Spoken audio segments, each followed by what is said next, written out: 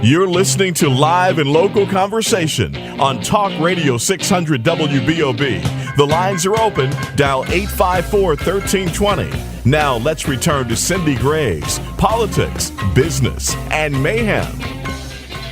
And welcome back to the show. I'm Cindy Graves, your host. The subject is politics, and in this case, mayhem, because we're going to talk about some trials and what happens to people accused of crimes here in Jacksonville. My guest this segment is Matt Shirk, who speaks for the otherwise undefended in the 4th Judicial Circuit, as our first Republican public defender. Welcome to the show, Matt Shirk. Thank you for coming. Thank you, Cindy. So glad to be here. Well, I'm glad to have you here. And I want to know, what has been your most fascinating case to date? You've had this job for going on 4 years. Mm-hmm. 4 years. And you are the very first Republican. You know, first of all, I think what I want to ask you is, don't you think it's funny that everybody thought it was odd that we have a Republican, you can't have a Republican be a public defender? Yeah. We're the party of compassionate conservatism and the party of the school of the rule of law, for heaven's sake. Absolutely. I think it's a perfect fit.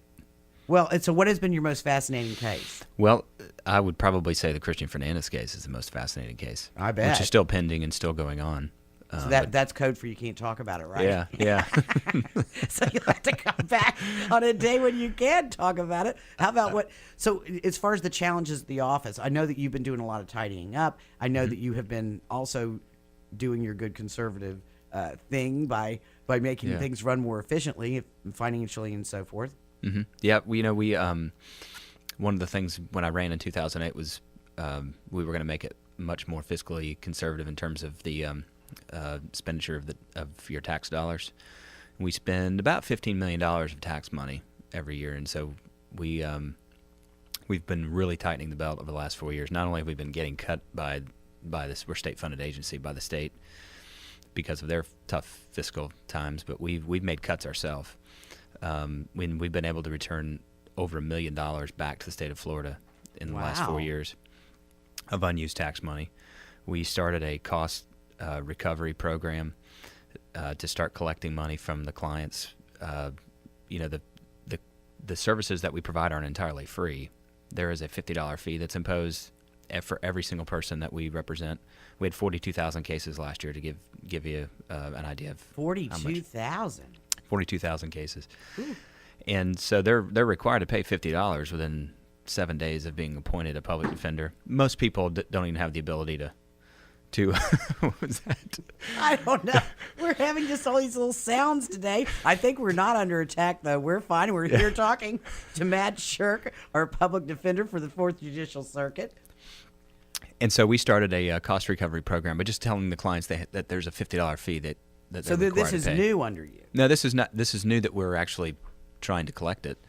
Oh, so it was always supposed to have been paid, but people let it slide. There was no effort whatsoever to try to collect it. And since the month that we began collecting, or at least began attempting to have this money collected, we've set record levels of the fee being collected. In fact, we're rolling over in our trust fund money that wasn't used this last year. Nearly $700,000 in collected fees. Well, maybe you shouldn't have told that so loud. Some of the legislators listen to that show. You'll be looking for more budget cuts. Yeah, they will. You have extra money. I'm sure they will. And that's the problem with government, is because government bureaucrats don't want to return money. They have that thought. Oh, if we return it, then they'll think we have too much, and they won't give it to us next year, or they'll cut us. It's just irresponsible. But you certainly can't, like a business. I mean, you have to be fiscally conservative like a business, but there's no way that you can project the need in the community. I mean, how can you project what 2013 is going to bring? Tell us, what does a public defender do? Like, what kind of cases do you take? How do I get to do in your office? If you are arrested for a crime, then you are going to be presented with an affidavit as to whether of your financial history and what you have, and then you'll be asked if you would like the appointment of a public defender. If you cannot afford to hire a lawyer, and the affidavit reflects that, then you'll be appointed our office to represent you. That's also in the Miranda rights. Yeah. Because we all watch SUV. If you can't afford an attorney, what will be appointed to you? That's you. That's us. That's your right under the United States Constitution to have a lawyer represent you if the government decides to charge you with a crime. Well, how can you tell if someone is indeed need-based? We saw all this silliness that was going on in that other famous case down in Sure. Sanford. He said, "Oh, I can't afford the bail, or I do have the bail, and now we have money." And I mean, how do you know? Well, it's a self-report.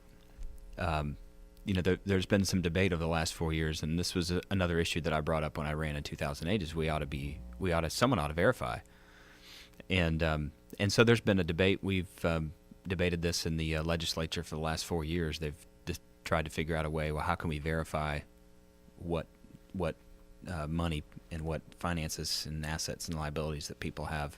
Which, if we had a verification process, then in the case you referenced, probably that would have came out.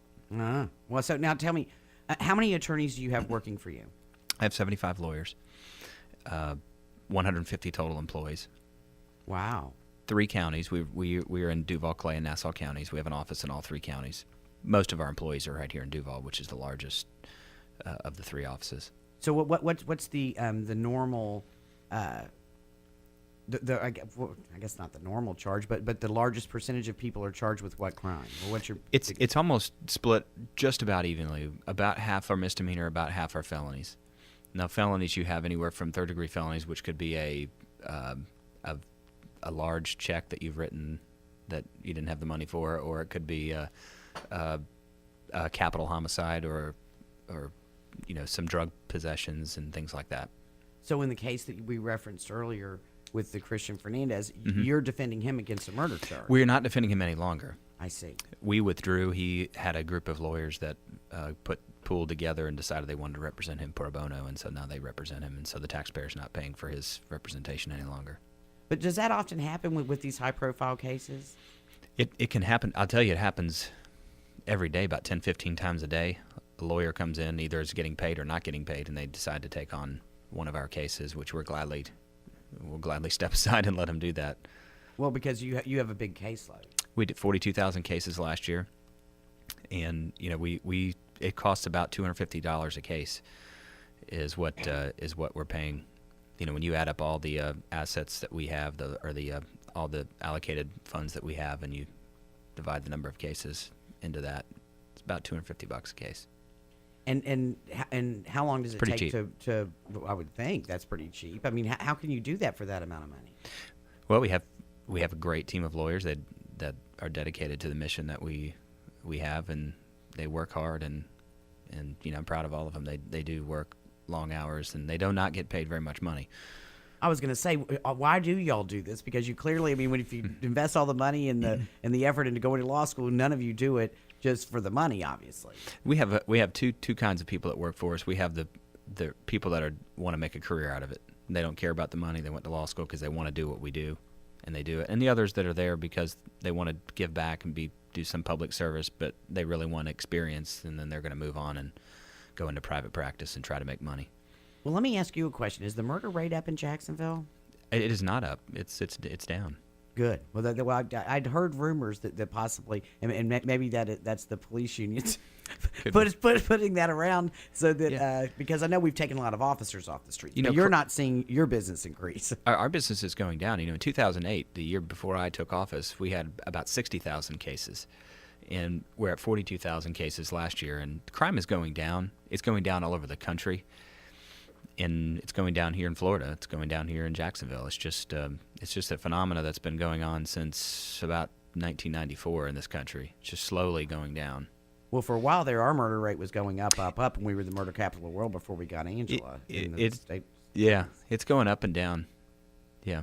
Well, so now, as far as the courthouse, are you happy with what's happened at the courthouse? Happy with the building of the courthouse and where everyone's sitting and doing, and the paintings on the wall and all the other exciting things that have gone into it? I'm glad that we're not in the courthouse and we weren't involved in the whole battle. And one of the things I tried to do since coming in was trying to get us to move from our previous location, which was near the old courthouse, because the city's responsible for paying for our office, and they were paying a private individual nearly $80,000 a month to lease that space. Whoa. And although it wasn't coming out of a budget that we had to worry about, it was the taxpayers were paying for it. So we were trying to get moved to where the new courthouse was going to be opening. We thought then it was going to be in a year.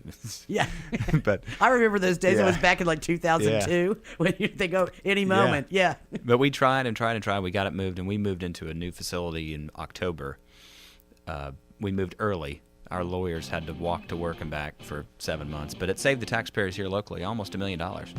Well, my goodness, so compassionate conservatism and help for the underdog, as well as saving us all money. I don't know what else we could expect out of a public defender. Matt Shirk, you're running for re-election. Tell us, Yes. how do we get involved in your campaign? MattShirk.net is the website. You can go on Facebook and find me, Matt Shirk, under my name, and or you can call our campaign at 206-0930. And I know you got a lot of exciting grassroots people working for you. We do. Thank you for coming. And speaking of grassroots, when we come back, we're going to have an update from one of our grassroots people. Ashley is going to tell us exactly what is happening tomorrow at Newt Gingrich headquarters as he stumps for Romney. And then we're also going to find out, are you addicted to Facebook? I really think I might be. Dr. Lance is going to be our next person, and he is going to be our guest, telling us and helping us figure out Facebook. For more great interviews like this, make sure to tune into The Cindy Graves Show every weekday at noon on Talk Radio 600 WBOB.